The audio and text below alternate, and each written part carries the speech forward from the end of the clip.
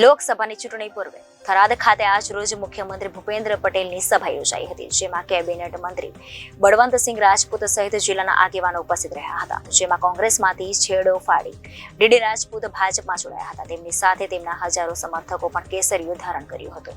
બનાસકાંઠામાં લોકસભા ચૂંટણી પ્રચારના પડઘમ ગાંજી રહ્યા છે, ત્યારે થરાદ દાડમ માર્કેટયાર્ડ ખાતે ગુજરાતના મુખ્યમંત્રી ભૂપેન્દ્ર પટેલની આજ રોજ સભા યોજાઈ હતી, જેમાં તેમની સાથે કેબિનેટ મંત્રી બળવંતસિંહ રાજપૂત, બનાસકાંઠા સાંસદ પરબત પટેલ, ધાનેરા, ડીસા, પાલનપુર સહિતના દિયોદરના ધારાસભ્યો તેમજ આગેવાનો ઉપસ્થિત રહ્યા હતા.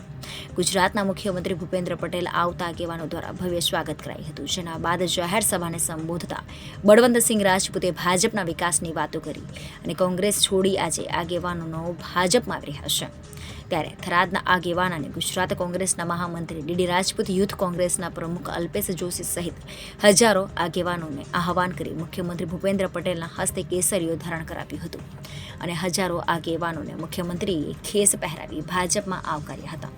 જેના બાદ ભાજપમાં આવેલા કોંગ્રેસના આગેવાન ડીડી રાજપૂત અને આગેવાનોએ મુખ્યમંત્રી અને કેબિનેટ મંત્રી બળવંતસિંહ રાજપૂતનું સન્માન કર્યું હતું. જાહેર સભાને સંબોધન કરતા મુખ્યમંત્રીએ જણાવ્યું હતું કે આજે આપણે વિકાસ કેટલો કરી રહ્યા છીએ. વિકાસની વાતો કરતા નરેન્દ્ર મોદીના કાર્યોને બિરદાવી હતા, તેમજ ગુજરાતના વિકાસમાં અને દેશના વડાપ્રધાન નરેન્દ્ર મોદીને વડાપ્રધાન બનાવવા આપણે બનાસકાંઠા જિલ્લામાંથી ભાજપનું એક કમળ મોકલવાનું છે.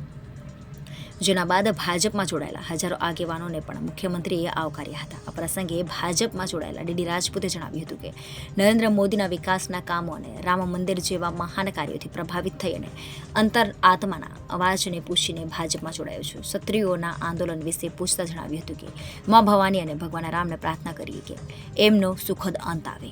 કેસરિયા કર્યા છે, કેટલા કાર્યકર્તાઓ સાથે જોડાયા છે અને શું કહો છો?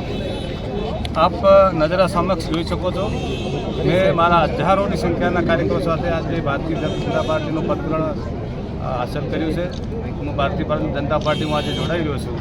માનનીય વડાપ્રધાન શ્રી નરેન્દ્રભાઈ મોદીજીના જે 10 વર્ષના સુશાસન, મુખ્યમંત્રી કાળ અને છેલ્લે પ્રધાનમંત્રી તરીકેના જે સુશાસન કાળમાં દેશ અને રાજ્ય અને દેશમાં જે પ્રગતિ થઈ છે, જે વિકાસ થયો છે, અને છેલ્લે હમણાં જ્યારે મોદી સાહેબના નેતૃત્વમાં આપણું જે હજારો વર્ષનું એક સપનું હતું, હિન્દુ રાષ્ટ્રના રામ મંદિરના એક સપનાને જ્યારે સાકાર મોદી સાહેબના હસ્તે થયું, ત્યારે હું મારા અંતરના આત્માના અવાજને પૂછીને આજે ભારતીય જનતા પાર્ટીમાં જોડાઈ. સાહેબ, રાજપૂત સમાજે ખુલ્લું સમર્થન આપ્યું છે. આ ક્ષત્રિયોનું આંદોલન પૂરું થશે? માં ભવાનીને, ભગવાન શ્રી રામને પ્રાર્થના કરીએ તેનો સુખદ અંત. આજે થરાદ માર્કેટયાર્ડ ખાતે અમે અમારા ગામના તાલુકાના આજુબાજુના હજારો કાર્યકર્તા સાથે ભારતીય જનતા પાર્ટીમાં જોડાયા છીએ.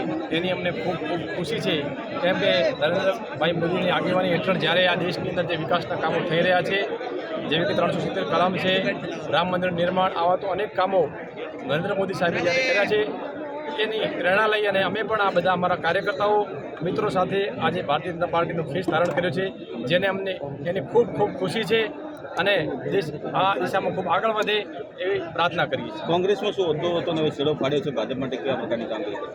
કોંગ્રેસની અંદર બનાસકાંઠા જિલ્લા યુથના મહામંત્રી તરીકે હું હતો અને છેલ્લા આમ તો 17 વર્ષથી પાર્ટીની અંદર કામ કર્યું છે, પણ મોદી સાહેબના આવ્યા પછી જે એમના કામ જોઈને મને ખૂબ પ્રેરણા મળી, તેથી આજે મેં અમારો કેસરી ધારણ કર્યું છે.